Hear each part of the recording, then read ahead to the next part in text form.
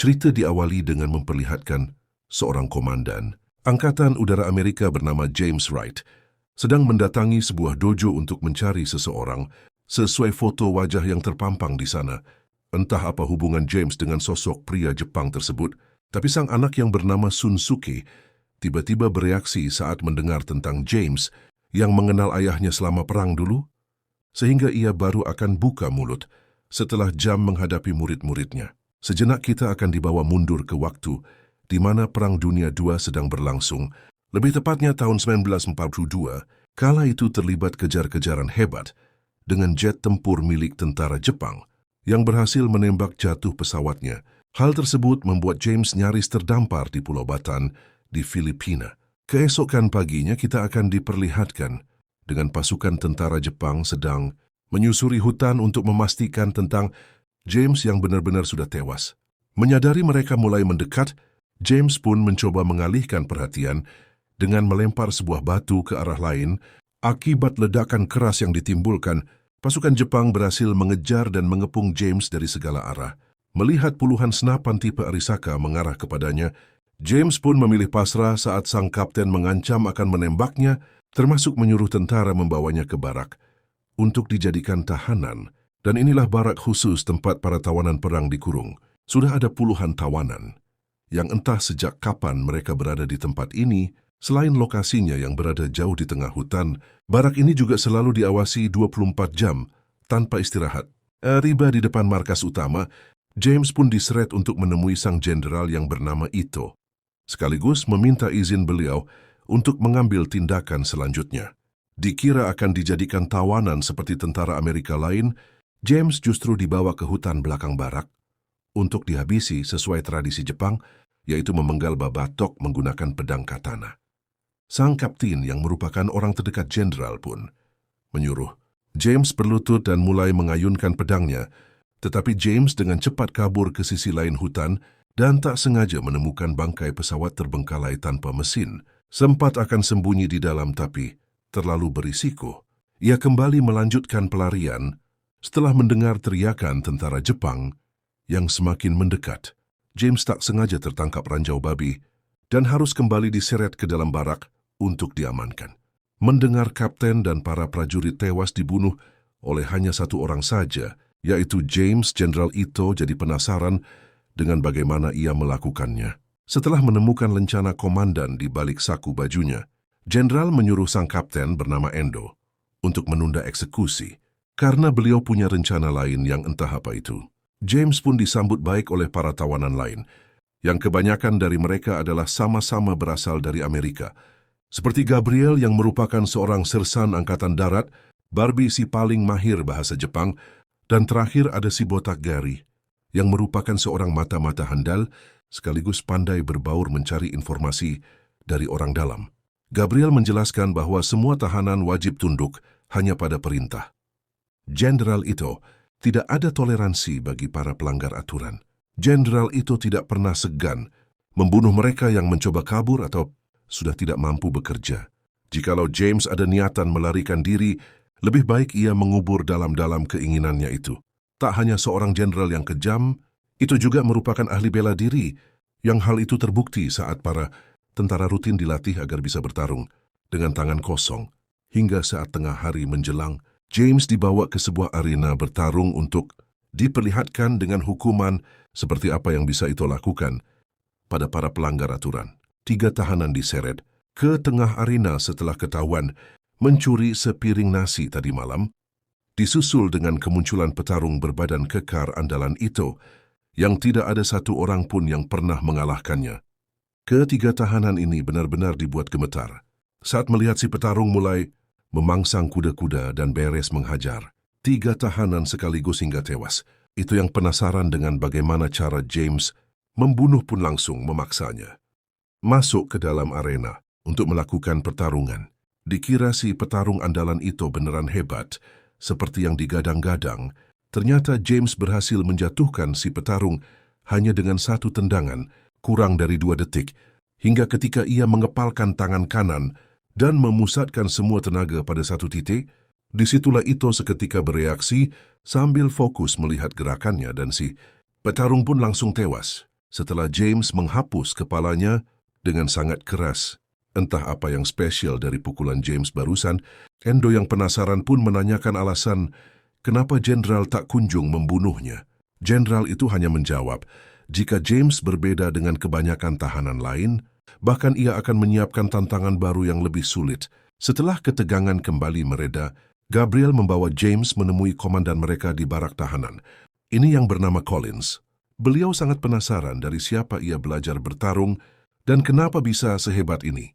James bercerita, jika dirinya pernah belajar bela diri di beberapa negara, seperti Hong Kong, Thailand, Jepang, Tasikmalaya, sehingga tak heran jika gaya bertarungnya terdiri dari berbagai kombinasi pola yang sangat unik.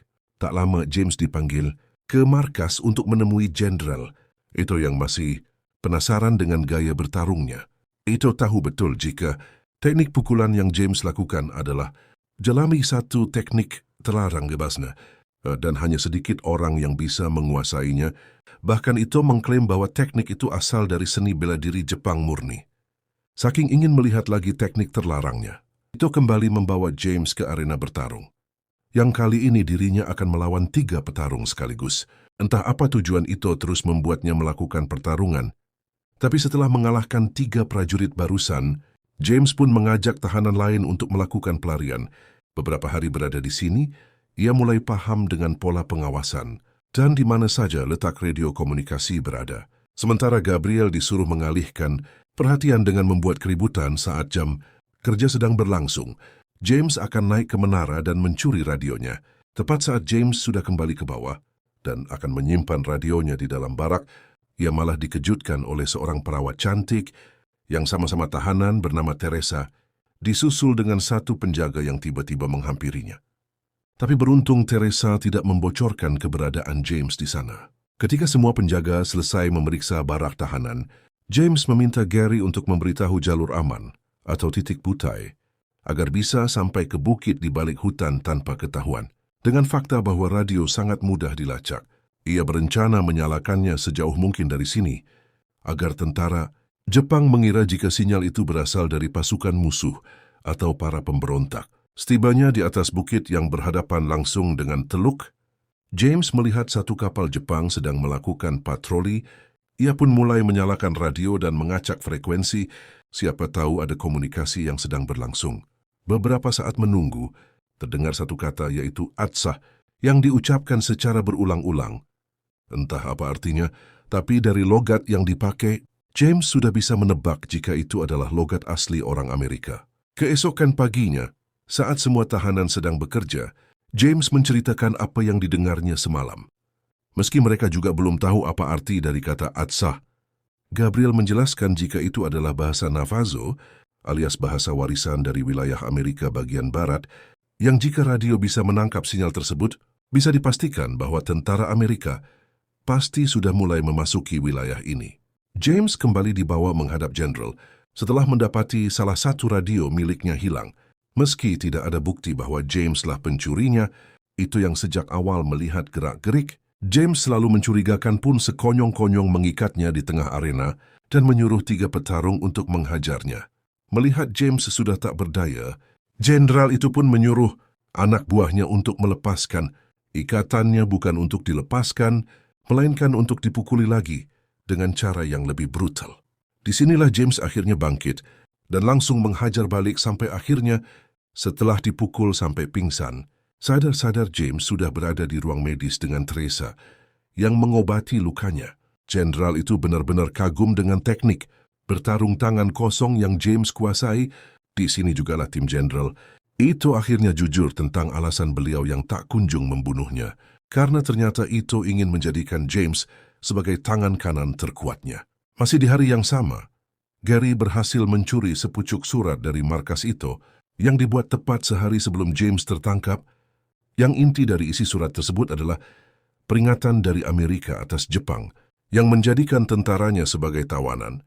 Dan jika dalam kurun waktu tertentu Jepang tak kunjung melepaskan semua tahanan, maka Amerika akan mengirim pasukan udara untuk membombardir tanah ini. Disinilah Gabriel sadar tentang Amerika yang sudah mengetahui lokasi ini sejak lama, termasuk sinyal radio yang sebenarnya menunggu respon balik dari tahanan untuk memastikan mereka masih hidup, sehingga bisa disimpulkan bahwa sejak pertama James dibawa kemari, itu memang sengaja mengadakan berbagai pertarungan untuk menggali potensi yang ia miliki, bukan semata-mata ingin menjadikannya ajudan, melainkan sengaja melatih James menjadi mesin pembunuh untuk melawan negaranya sendiri. Tak buang waktu, James dan Gabriel langsung pergi ke bukit untuk memberikan respon, namun karena itu semakin memperketat penjagaan, mereka memilih naik besok malam saja.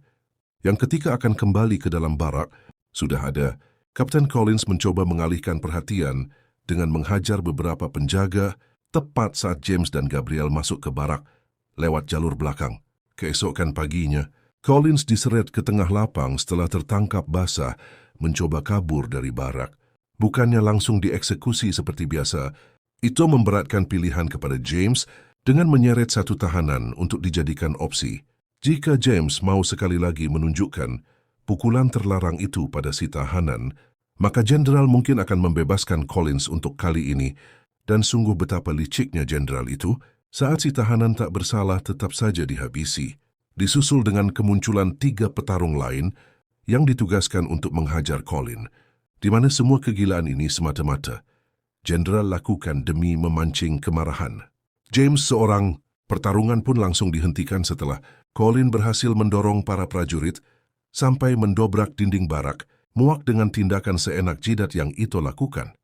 James pun menantang jenderal untuk 1 lawan 1 dengannya, namun karena jenderal adalah seorang pengecut sejati, ia malah menyuruh penjaga melemparnya keluar. Singkat cerita, malam pun tiba, berbeda dengan malam sebelumnya. Kini James dan Gabriel berhasil sampai ke bukit, dan Fitz-Christ melakukan kontak dengan terus, mengucapkan kata Atsa hingga tak lama terdengar. Respon yang berbunyi wings, atau sayap karena kata Atsa, sendiri bermakna burung elang, atau kode jet tempur yang biasa. Digunakan Angkatan Udara bagian Barat, sehingga mereka langsung memberikan titik koordinat penjemputannya. Sekembalinya ke dalam baraks, mereka dikejutkan dengan ruang tahanan yang sudah kosong melompong disusul dengan kemunculan para penjaga yang langsung menghajar James sampai pingsan. Saat siuman, mereka sudah terikat di dalam gubuk sempit. Dengan suara dentuman bom dari luar, yang tak lama muncullah Teresa yang datang untuk menyelamatkan mereka berdua. Faktanya panggilan radio semalam langsung menjadi prioritas utama pasukan udara Amerika dalam memulai penyerangan. Dengan fakta bahwa saat ini mereka sedang berperang, James pun kembali ke barak untuk menghubungi pasukan udara, namun karena radionya rusak, mereka harus pergi ke menara dan mencuri radio lain dengan menjadikan Teresa dan 1 temannya sebagai umpan. Dengan cepat, James naik ke atas untuk memberikan lokasi titik penjemputannya. Melihat para tahanan satu persatu mulai dihabisi, James yang sudah muak bersembunyi pun mengambil salah satu senjata untuk menyelamatkan mereka. Dan sementara James, Barbie dan Gary akan membantu yang lain kabur dari sini, Gabriel justru harus ketahuan dan terlibat pertarungan dengan Kapten Endo yang tepat saat Endo akan menghabisinya. Muncullah Colin yang berhasil mencegahnya, dan terjadilah baku hantam di antara mereka berdua. Naas Colin harus tewas di berondong peluru panas saat dirinya tinggal sedikit lagi menghabisi Endo. Sementara untuk James, dia terlihat masih berkeliaran mencari keberadaan jenderal. Itu yang ternyata sudah menunggunya sedari tadi. Menggunakan katana yang jenderal berikan, mereka akan bertarung sampai darah penghabisan, tanpa ada seorang pun yang dapat mencegahnya sehingga tepat saat James berhasil merebut katananya. Itu yang pada dasarnya pecundang pun kembali berbuat licik dengan mengeluarkan pistol dari saku celananya. Namun, karena James adalah seorang petarung paling lengkap di dunia, ia pun bisa mengalahkannya dengan cukup mudah. Karena kehabisan waktu, Gabriel langsung menarik James pergi dan meninggalkan itu dalam keadaan terkapar tak berdaya, di mana hal tak terduga terjadi saat Endo yang berniat menembak mereka dari belakang tiba-tiba dicegah oleh jenderal itu, yang memang sejak awal sudah terobsesi dengan jurus terlarang yang James miliki. Memanfaatkan bangkai pesawat tanpa mesin yang sempat James temukan di belakang hutan, Gabriel pun kembali menghubungi pasukan Amerika. Mereka akan menyalakan suara sebagai tanda titik penjemputan, disusul dengan James yang menyiapkan beberapa tiang untuk memasang tali pengait yang nantinya akan digunakan untuk menarik pesawatnya. Pada akhirnya, mereka berhasil mengudara setelah tim penjemput datang tepat waktu meski tidak bisa menyelamatkan semua tahanan. Setidaknya ia masih hidup dan punya kesempatan untuk melakukannya lagi. Bahkan setelah penerbangan ini, James akan kembali dengan membawa pasukan yang lebih banyak kembali ke masa sekarang. Lebih tepatnya di dojo milik Ito. Mendengar cerita barusan, Shunsuke akhirnya buka mulut tentang Ito, ayahnya yang meninggal tahun lalu akibat serangan jantung. Maksud kedatangan James kemari adalah untuk berterima kasih, karena dulu Ito membiarkannya tetap hidup, sama seperti Ito yang terobsesi dengan pukulan terlarang milik James. Shunsuke menyuruh semua murid untuk keluar dan memohon agar James mau menunjukkannya tidak didasari oleh balas dendam atau menyimpan kebencian satu sama lain. James murni menerima tantangan ini sebagai bentuk terima kasih pada keluarga Ito dan James. Langsung menghentikan pertarungan setelah melihat Shunsuke jatuh berkali-kali karena tidak mampu mengimbanginya, namun karena sang anak kekeh ingin melihat pukulan terlarang dan pasrah meski dirinya harus mati. James pun mulai mengepalkan tangan dan memusatkan semua energi pada satu titik.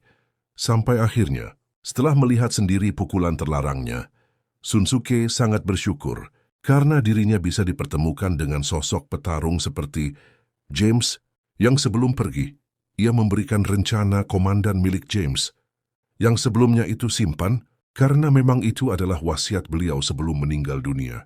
Tamat. Prisoners of war artinya tawanan perang, tawanan di penjara. Tapi sebenarnya yang terpenjara hatinya, tertutup dari Tuhan, menuruti hawa nafsu. Tak ikhlas, tak berdamai dengan kenyataan.